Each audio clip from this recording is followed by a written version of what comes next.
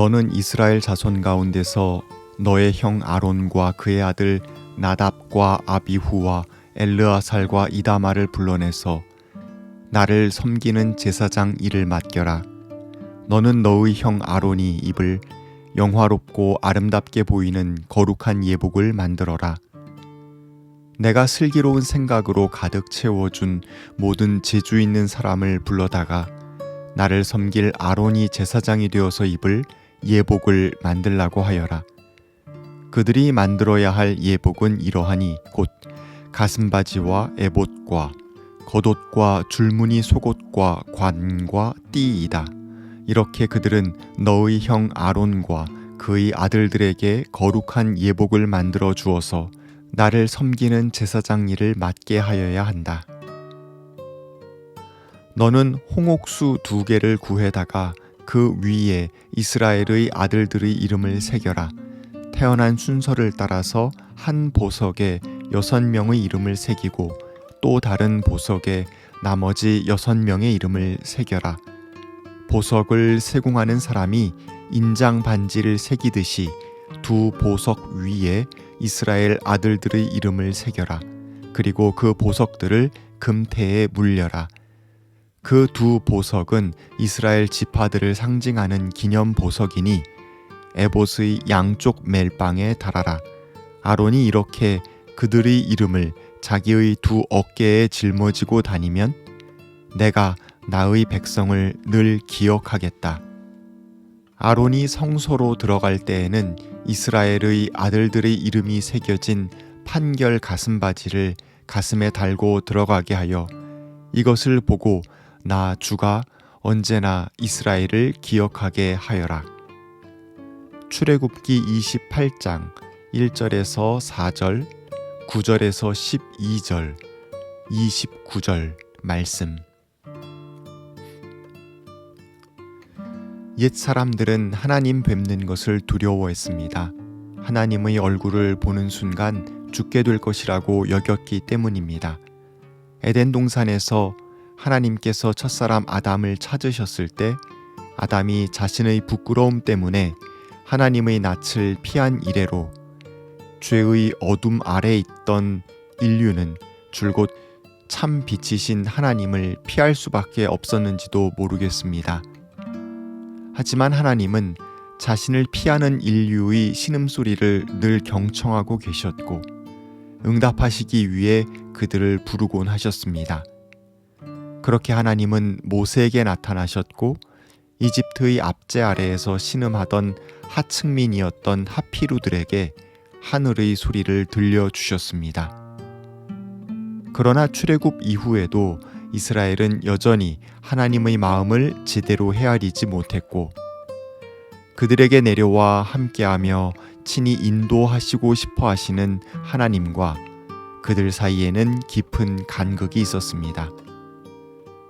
그들을 만나고 싶어 하시지만 높디 높은 거룩의 세계에 계시는 하나님과 광야에서 자기들을 지키고 인도하실 신을 원하지만 그를 대면하는 순간 죽을 것 같은 부끄러움과 두려움에 휩싸인 이스라엘은 서로 만날래야 만날 수 없는 처지처럼 보이기도 합니다.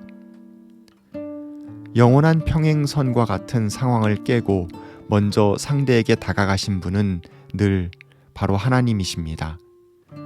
남의 종 노릇하던 하피루들이 자유민 이스라엘로 거듭나는 데에는 광야 속에서 하나님과의 만남이 꼭 필요했습니다.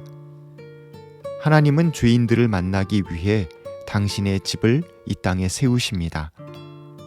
피상적이고 상징적인 만남이 아니라 실제적인 만남을 원하셨던 하나님은 존재론적으로 무한한 질적 차이를 갖고 있기에 도저히 함께할 방도가 없어 보이는 둘 사이에 완충지대를 만드십니다. 바로 성막의 건설입니다. 그리고 그 성막에서 백성의 대리인들을 만나시기로 작정하십니다.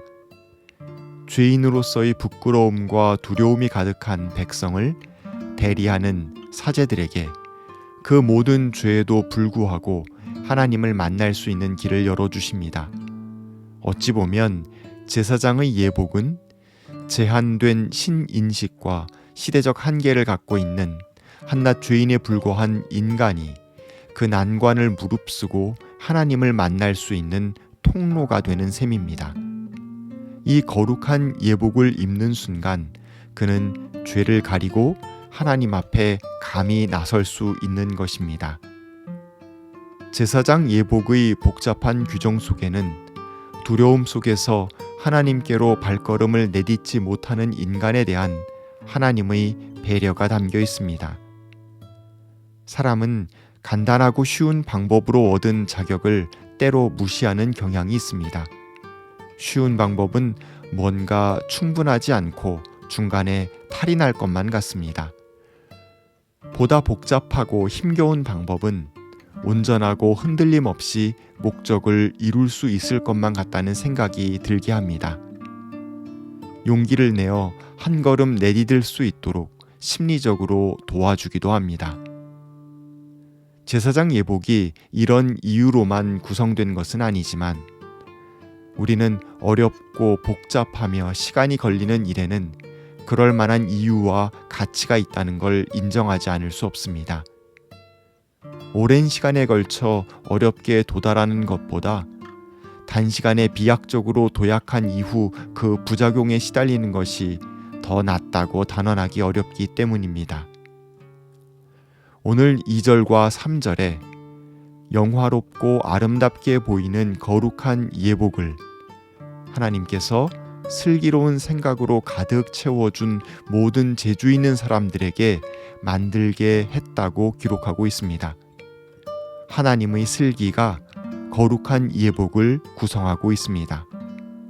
그 예복에는 에봇이라는 복식이 있는데 홍옥수 2개가 어깨에 매달려 있습니다. 각각의 홍옥수에는 이스라엘 지파의 이름이 6개씩 새겨져 있습니다. 제사장이 자기의 2 어깨에 그들의 이름을 짊어지고 다니면 하나님께서 당신의 백성을 기억하시겠다고 하십니다. 또 가슴바지에는 12개의 보석이 박혀 있는데 거기에도 이스라엘 12지파의 이름이 새겨져 있습니다. 제사장이 가슴에 그 12개의 보석을 달고 성소에 들어오면 하나님은 언제나 이스라엘을 기억하시겠다고 하십니다. 우리는 제사장 예복에 담긴 하나님의 뜻이 바로 이스라엘을 만나고 기억하려는 것임을 깨닫습니다. 하나님과 그들 사이의 초월적인 거리에도 불구하고 하나님은 예배 가운데 백성에게 다가오시고 죄된 백성들도 또한 하나님께 가까이 나오기를 원하십니다. 그들을 친히 만나 그들의 이야기를 듣기 원하십니다. 하나님은 광야에서도 이스라엘과 함께 하시며 그들을 인도하기 원하십니다. 그리고 당신의 소중한 자녀로 그들을 영원히 기억하기 원하십니다. 하나님, 세상에 내동댕이 쳐진 것처럼 광야에서 두려움과 불안에 떨고 있는 이스라엘을 세심하게 배려하시는 주님의 미쁘신 사랑을 느낍니다. 도저히 만나 뵙고 예배할 수 없을 것 같은 거룩한 하나님의 현존 앞으로 죄 많은 이스라엘을 불러주셨던 것처럼 우리를 주님의 거룩한 임재의 자리로 부르시니 감사합니다. 두려워하며 머뭇대고 주저할까봐 나올 길을 분명하게 열어주신 주님께 또한 감사합니다. 주님을 만나고 변화를 받으며 영원히 주님의 기억 속에 지워지지 않는 우리가 되게 인도해 주십시오. 아멘.